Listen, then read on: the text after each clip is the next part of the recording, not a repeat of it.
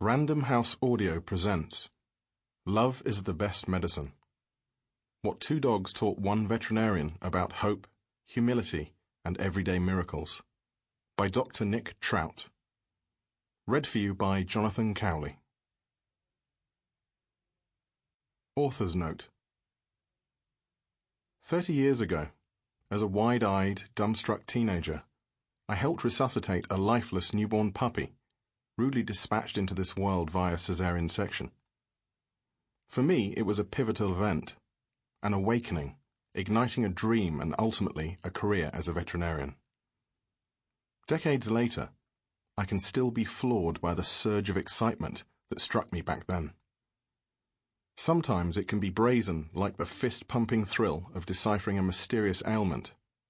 Sometimes it can be subtle, hidden behind a secret smile as you watch a reunion between an old man and his four-legged companion from afar.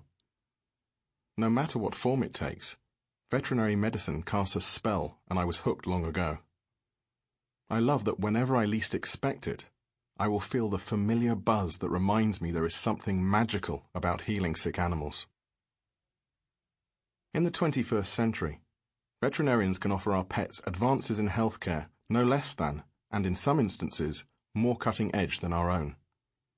Forget about your garden variety joint replacements and kidney transplants. I'm talking about gene therapy, stem cell treatment, and anti-cancer vaccines. This is happening right now, and the scientific breakthroughs that make it all possible demand our understanding and respect.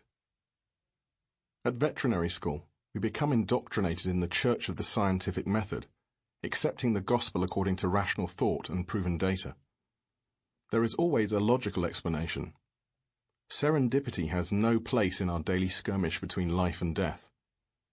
Like so many of my brethren, I drank the Kool-Aid, believed in this philosophy, but as soon as I graduated, I woke up in the real world of medical ambiguity, everyday miracles, everyday heartbreak, and the kind of life lessons that don't come with a lecture and a handout.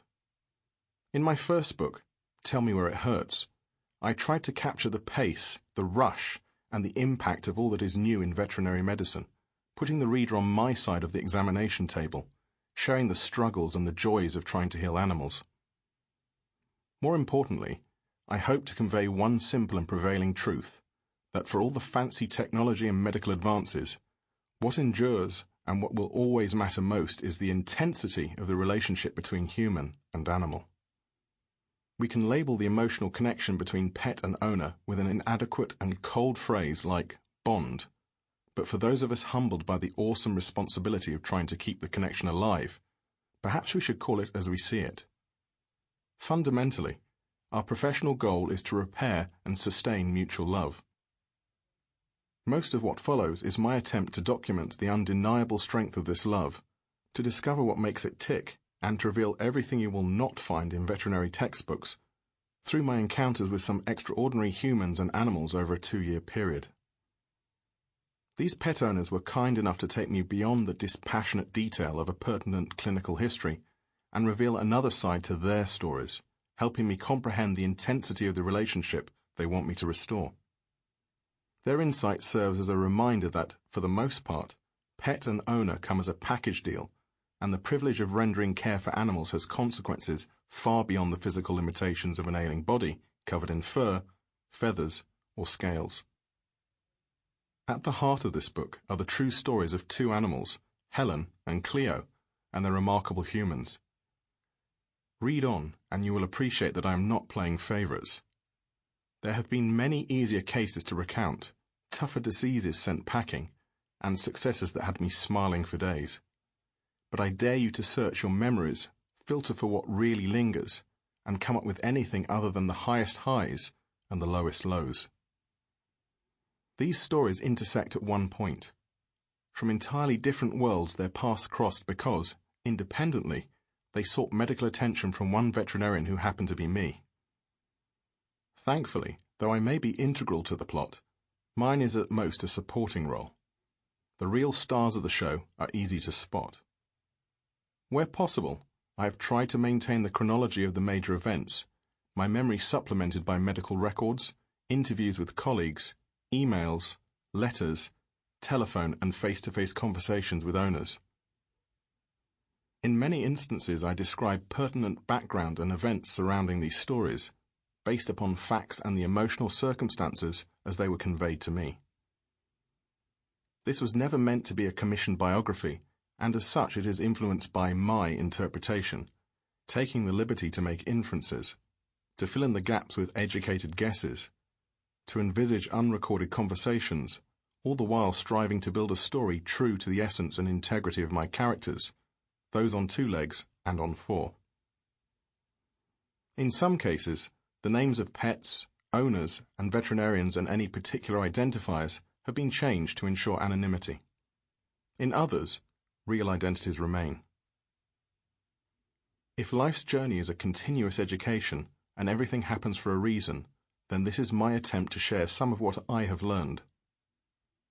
Over the years, I have come to appreciate how animals enter our lives prepared to teach, and far from being burdened with an inability to speak, they have many different ways to communicate. It is up to us to listen more than hear, to look into more than past. What passes for understanding requires commitment, patience, and granted, an occasional leap of faith, but every so often even the cynic can decipher our pets' messages and appreciate a simple, yet indelible message. For me, these particular cases spoke loud and clear, giving me an unforgettable lesson in hope, generosity, and the incredible capacity for humans and animals to open their hearts to each other. Chapter 1. Helen. Inside the restaurant, they were just an ordinary couple, enjoying their dinner, comfortable with the lulls in conversation that define a successful relationship.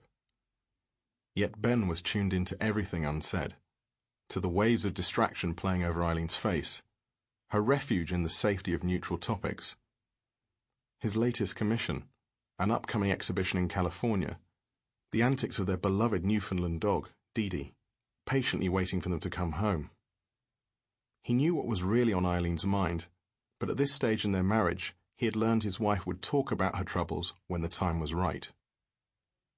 Outside the restaurant, there was a creature waiting in the shadows. Historically, only certain humans, the kind with food, were of any interest to this animal, and like most of her species, she relied heavily on olfactory guidance to pick her targets. But on this bitter, cloudless night, refrigerated air would have forced her to trust to visual cues, searching for victims with a friendly, receptive demeanor and preferably carrying a doggy bag. An elderly husband and wife shuffled toward a frosty white Cadillac like a couple of emperor penguins. By any standard they looked approachable, likely to be sympathetic, and there was that all-important polystyrene container in hand. Then the woman spoke, and the shrill and relentless pitch of her voice forced the creature to back off, the tirade fueled by an inattentive waitress, stale bread, and overpriced entrees, the woman's husband distracted and happy to grunt in agreement, his index finger working some meaty detritus trapped between difficult-to-reach molars. Next up was a gaggle of 20-something women, laughing and shouting, pitching back and forth, alcohol, high heels, and black ice adding to their amusement as they staggered across slippery asphalt, arm in arm, 5 abreast. No doubt they were getting in practice for next month's office Christmas party. Only one of these Spice Girls kept a straight face, and fortunately she was the one fumbling for a set of car keys. There was a man overdressed in a suit and tie, out of place with an attractive woman in blue jeans, the two awkward together in the open raw darkness. She stood upright, feet together, hugging herself, drum tight, impervious to his forced small talk, his rehearsed prelude to plucking up his courage and leaning forward, hoping for a kiss, as she read the move and delivered a polite smile while extending a weak hand to shake. The moment said it all. Thanks, but no thanks. Another blind date disaster, another phone number for her to screen on her caller ID. The guy headed toward the pickup truck had encountered the creature before, and perhaps it was recognition that had her edging out of the shadows, until he opened the passenger side door and a stream of curses exploded in the frigid night air. The words were meaningless to her, but their volume, clipped intonation, and Sample complete. Ready to continue?